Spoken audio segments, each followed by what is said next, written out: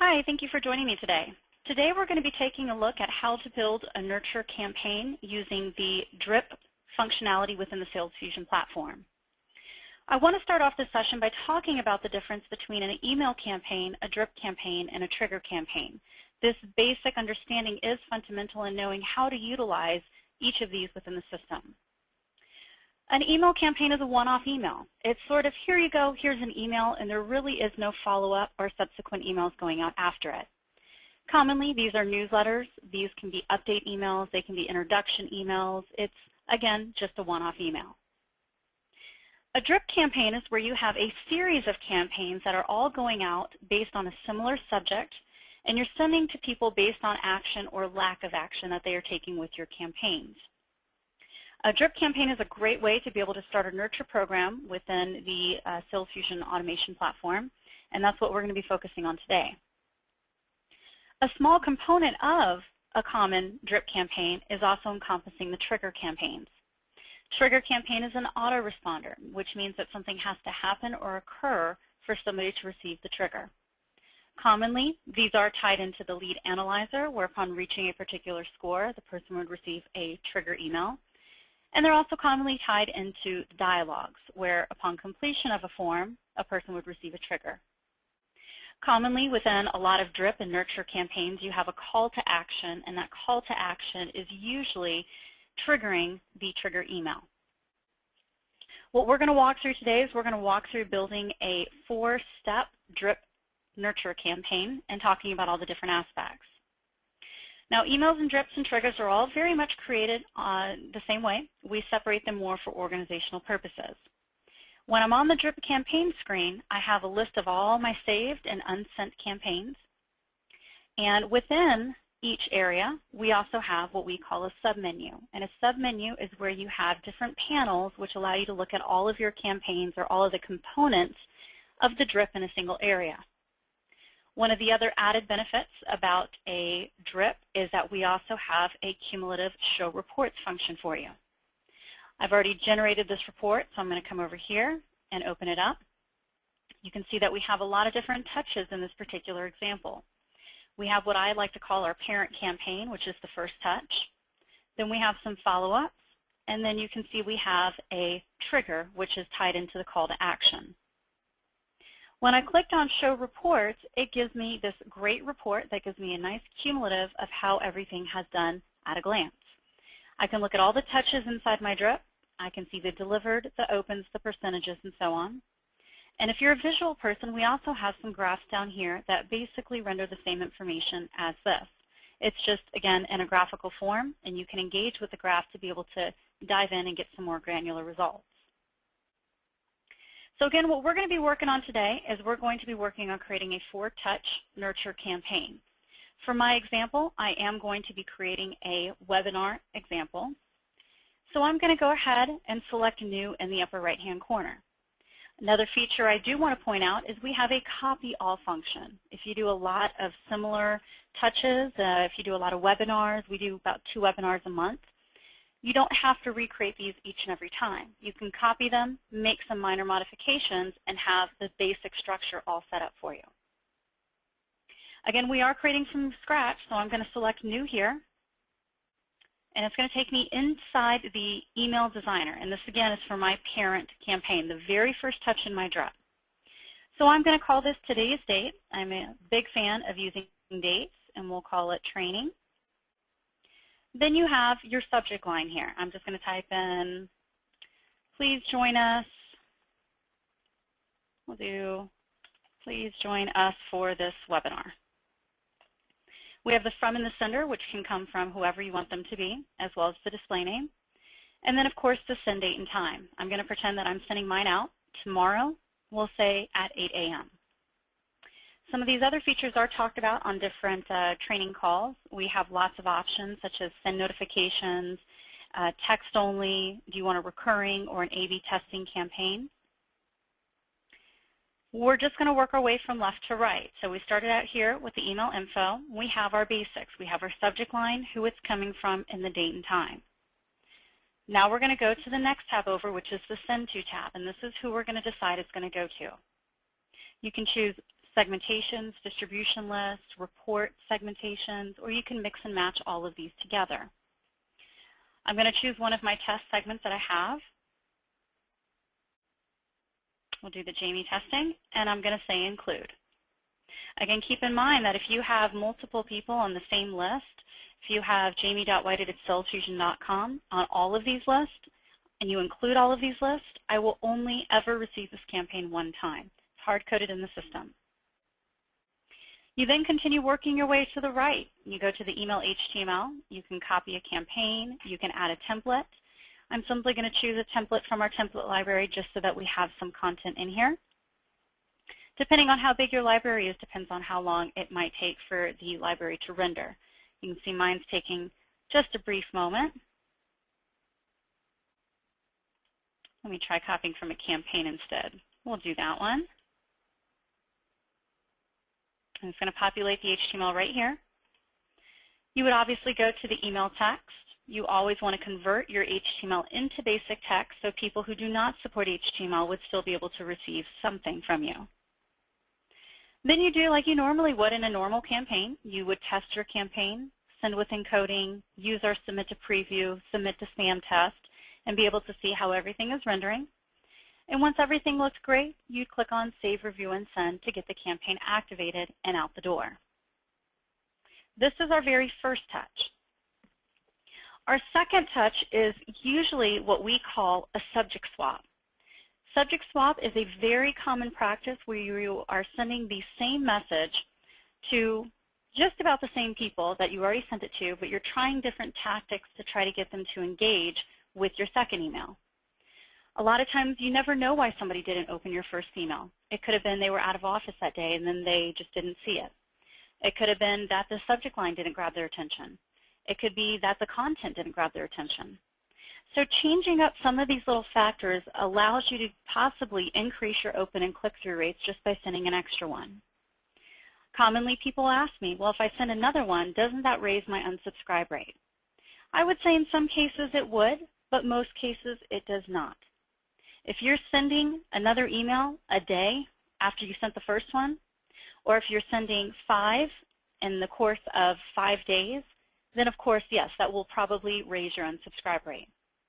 But if you space them out, you give people time to open, click them, forget about them, and then you send another one, that's simply increasing your open and click-through rates. Now, this is where our parent campaign has gone. Now we're going to go one panel down, and we're going to look at the follow-up campaign. Follow-up campaign, the way that we define it is a specific date to a specific group of people. It is not a trigger or an autoresponder. It's not waiting for something to happen. You are saying, go to these people on this particular date. So our follow-up or our subject swap is going to be contained in this middle section here. So I'm going to come over, and I'm going to select New. When I select New, it's going to obviously take me to another email designer. I am a big fan of keeping my naming conventions very similar. So if today I did training, this one's going to be training. We'll call this one Follow-Up 1. You can then, again, use a subject line. I would try switching up your subject lines. If you did a question the first time, I would maybe make a statement or create a sense of urgency. Only 5 seats remain for this webinar. Hurry up and reserve yours one today. I'm going to type in reserve your seat today. Again, for those of you who have just joined, we are doing an example of a nurture campaign with a webinar as our topic. You can then put in the from the sender and the display name, and then, of course, choose the date and time. As I mentioned before, you do want to space it out. So if I'm sending this one tomorrow on the 26th, I might wait until maybe next Monday or Tuesday to send it. There are best practices. A lot of people don't like to send on Mondays and Fridays. People are just getting over the weekend, or they're just ready to get into the weekend. So it's been statistically proven that sometimes your open and click-through rates are a little bit lower than if you would have sent in the middle of the week.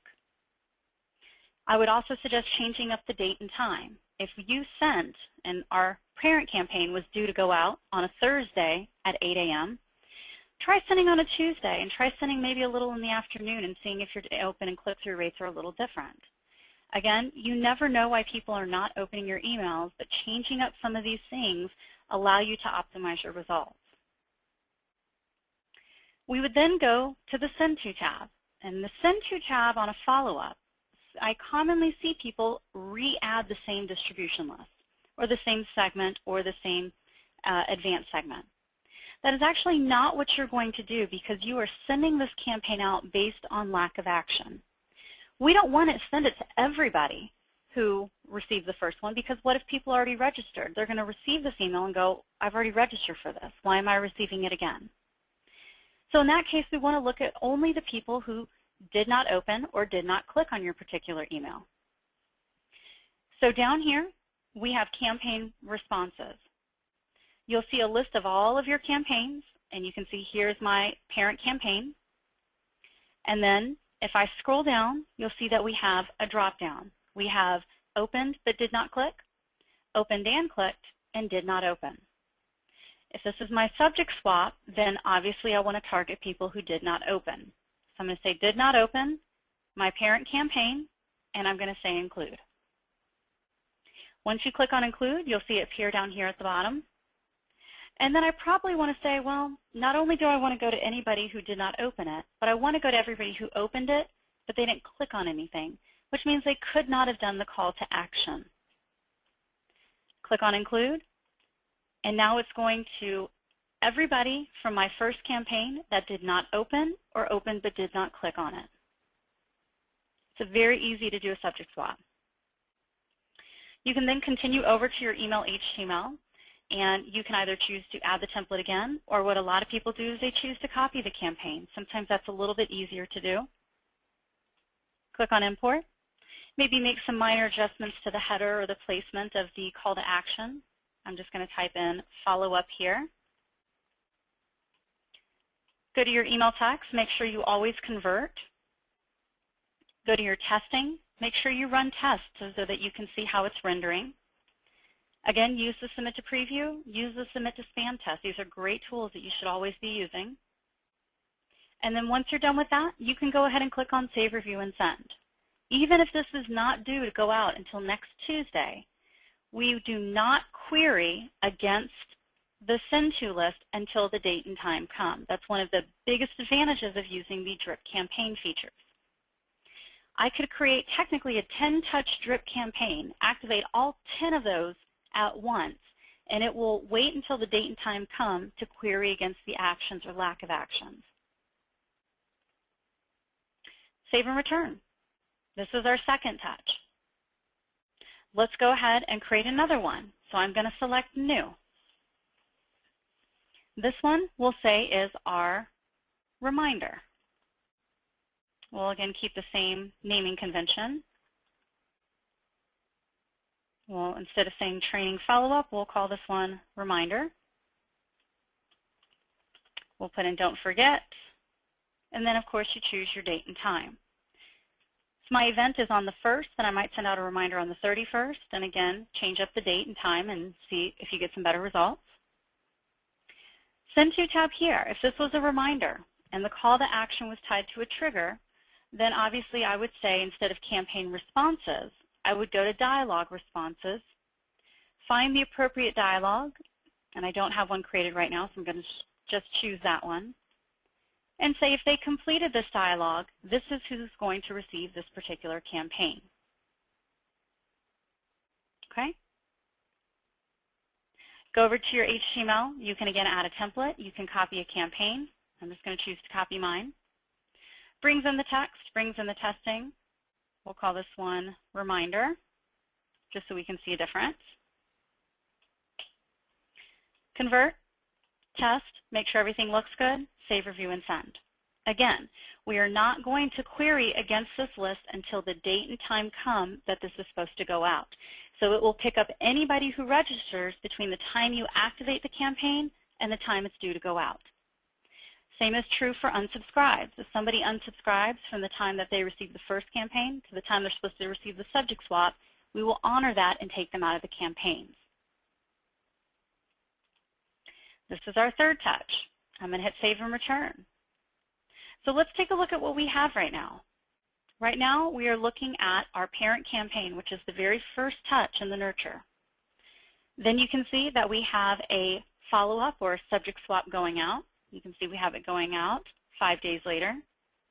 Then we also have a reminder for the event going out. And the reminder is going to tell people that have registered, don't forget your Lunch and Learn, your webinar, your event is coming up. The fourth touch that I want to create is actually located in the third panel. The third panel here is for our trigger campaigns or our autoresponders. To reiterate what those are, that means that we are waiting on something to happen or occur before they receive the trigger campaign. I'm going to go ahead and select New here, and it's going to look like the email designer, but there are going to be some differences. Let's go and put in our campaign name. Again, this is just for internal purposes, and it definitely helps you stay organized. We'll call this one Confirmation. Put in our subject line. We'll type in thank you for registering. Then you have who it's coming from, and of course the display name. However, with a trigger, you actually do not mess with the date and time. The date and time are going to be determined whenever the person completes the action that this triggers. So if I complete the form right now at 1:18 p.m. Mountain, then I receive this trigger email right now. If somebody else completes it at 4 p.m. Mountain, then they would receive the trigger at 4 p.m. So whenever the action or event occurs is whenever the trigger goes out. So the date and time here are null and void. We don't have a Send To tab because we're telling the system whoever gets this is whoever completes the action. We do have an Exclusion Rules tab where you can say even if they complete the action, if they meet a certain criteria, we're going to take them out. Competitors, freeware accounts, certain things like that where you can create segmentations or distribution lists, and then you can just pull people out instead of having them receive it. Go to your HTML. Again, you can copy a campaign. You can choose to import a new template. You can customize it any which way that you like. So I'm going to call this one Confirm. Convert to text, test it out, make sure it looks good. Now this one does not have a save, review, and send because triggers are either active or inactive.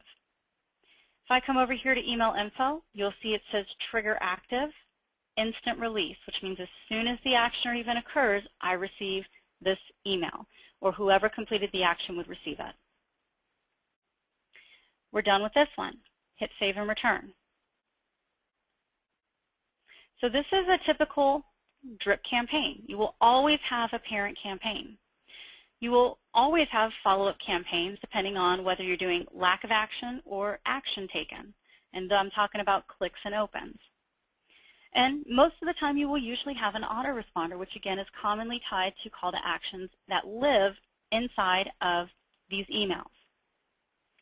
One of the important things to keep in mind is that the follow-ups and the parent campaign will never be tied directly to the trigger. The trigger will always have a mediary inside of it, which is the call to action. So inside this campaign would be a call to action. Let's say it's a form. They complete the form, they then receive the trigger. So the form acts as the connection between the parent campaign, the follow-up campaigns, and the trigger campaigns. Let's take a look at a flowchart to kind of give you a good example of how this would actually work. So I'm going to open up my email, and I'm going to show you an example. I'm a very visual person, so this sometimes helps make a little bit more sense. So going with the webinar, again, you can see in a more visual way that this is our initial webinar invite. This might go out to our entire database. Going to the left, you can see that we go down and we have a first follow-up, which again I call a subject swap. This is going to people who did not engage with the initial webinar invite. If they engage with it and they complete the form, because it contains the call to action, here's my call to action, then they get the trigger. Same thing here. Inside the initial webinar, there is a call to action. Call to action is the form. They receive the trigger. If I continue working my way down to the left, you can see I did a follow-up 2 inside of this example. and it's going to people who did not engage with follow-up 1. Why did I not say did not engage with the initial? Reason for that being is because if they didn't engage with the initial, but they did engage with the follow-up 1, they would still receive follow-up 2. So that's why you always do follow-up campaigns based on the campaign right before it. On this one, I'm saying if they don't engage with follow-up number 2, we're going to end communication because at this point, I don't want to raise my unsubscribe rates.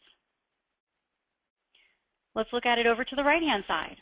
So over here, again, we're with our initial WebArt invite. This was going to people who were not engaging. People who do engage, they fill out the registration form. They would receive a follow-up reminder saying, don't forget, your event is coming up. You can see here that my trigger is not directly tied to these campaigns. Again, this call to action is acting as the medium. This goes a little bit further into saying that you can also tie additional nurtures to a trigger. You can say, send another one out 3 days after they receive the trigger, asking if they want to see a demo. Inside of this trigger would be another call to action, asking them to fill out a demo request form. They fill it out, they get a demo request confirmation, another trigger. They don't fill it out, 5 days later, they get a follow-up asking again if they'd like to receive a demo. They fill it out, they again get the request demo trigger confirm. They don't fill it out, communication ends. So you can see how robust this can really get, and this is actually an example of a pretty basic nurture campaign. You're going to have multiple touches, but the wonderful thing about this is you get it created and you let it run its course. Again, you can create every single one of these touches, these follow-ups, this parent campaign, these call to actions, and these triggers. Set it up, activate them all at once, and again, just let it run its course. I do want to point out that we do have some great tools here. We have a Learning Management Center where you can see the recorded videos. We also have an online help manual, and the online help manual I would highly recommend at least looking at the quick starts here. With the quick starts, you can see we have how to create a drip campaign. What is a parent campaign? Campaign name, subject line, date and time, how to do follow-ups, how to do triggers. This should be a great reference for you to be able to try this on your own and be able to get familiar with the system. Thank you very much for attending, and if you have any questions, please email support@cellfusion.com.